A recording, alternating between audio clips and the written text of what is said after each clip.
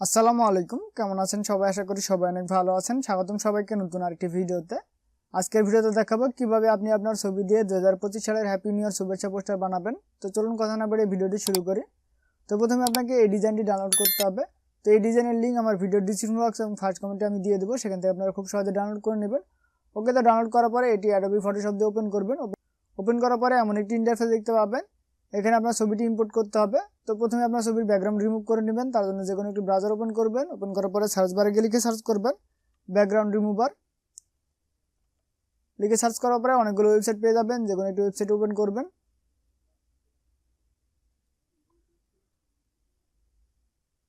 Open করার পরে এখানে দেখতে পাচ্ছেন আপলোড ইমেজ, এখানে ক্লিক দিবেন। ওকে, তো ক্লিক দেওয়ার পরে আপনার ইমেজটি এখানে আপলোড করে দিবেন।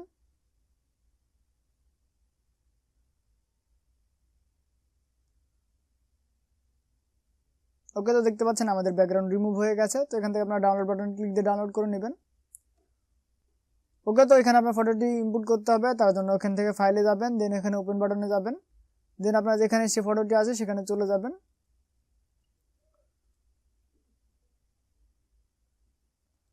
ওকে, তো দেখতে পাচ্ছেন এটা আমাদের সেই ফটো। তো আমরা ফটোটা ওপেন করি। ওকে, তো ওপেন করার পরে এই ফটোটি আমাদের এই ডিজাইনে নিয়ে আসতে হবে। তার জন্য আমরা মুভ টুলটি ব্যবহার করব। তো এখান থেকে আমরা এটা এখানে নিয়ে আসব। ওকে, দেন এখান থেকে আমরা এটা একটু বড় করে দিব।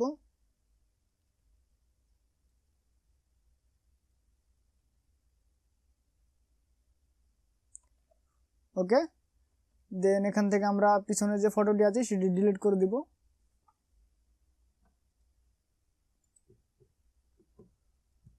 ওকে, দেন এখান থেকে ইয়েস দিয়ে দিব।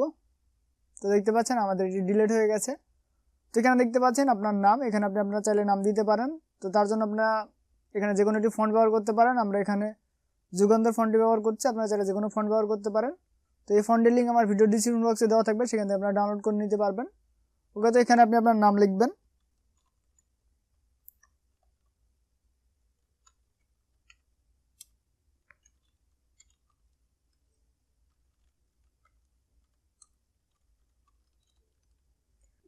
ওকে, তো এখানে আমি আমার নাম দিয়ে দিলাম, আপনারা আপনাদের নামটি দিয়ে দিবেন।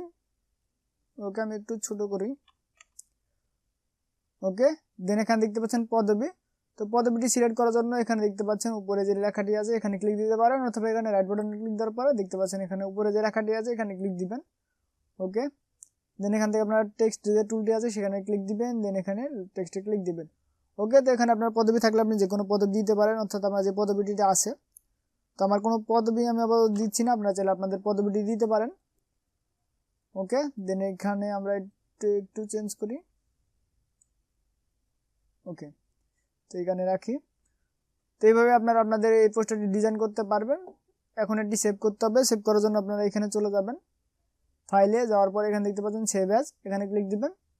ক্লিক দেওয়ার পরে এখানে দেখতে পাচ্ছেন আপনার যে ফাইলের নেম সেই নেমটি আছে, আপনি আপনার চাইলে এখানে যে কোনো নেম দিতে পারেন। তো আমি একটা নেম দিয়ে দিচ্ছি। ওকে, দেন এখানে দেখতে পাচ্ছেন ফরম্যাট থেকে আপনারা একটু নিচের দিকে যাবেন, দেন এখানে দেখতে পাচ্ছেন জেপিজি, এখানে ক্লিক দিয়ে দিবেন। ওকে, দেন এখান থেকে সেভ বাটনে ক্লিক দিবেন। ওকে, দেন এখানে দেখতে পাচ্ছেন ফাইল সাইজ, এখানে এটা মিডিয়াম বা স্মল থাকতে পারে, আপনার এখান থেকে ম্যাক্সিমাম করে দিবেন। ওকে, দেন এখান থেকে ওকে বাটনে ক্লিক দিয়ে দিবেন। ওকে, তো আপনাদের ডিজাইন কমপ্লিট। তো আশা করি আপনারা বুঝতে পেরেছেন। বুঝতে যদি কোনো প্রকার সমস্যা হয়ে থাকে অবশ্যই কমেন্ট করে জানাবেন। তো আপনারা যদি অ্যাডোবি ফটোশপের কাজ শিখতে চান তাহলে আমাদের প্লেলিস্টটি ঘুরে দেখতে পারেন, সেখানে আমরা বেসিক থেকে অ্যাডভান্স পর্যন্ত অনেক কিছু শেখানোর চেষ্টা করেছি। তো আজকের ভিডিও পর্যন্তই, দেখা হবে পরবর্তী ভিডিওতে নতুন আইডি টপিক নিয়ে। সে পর্যন্ত সবাই সুস্থ থাকবেন, ভালো থাকবেন। আল্লাহ হাফেজ।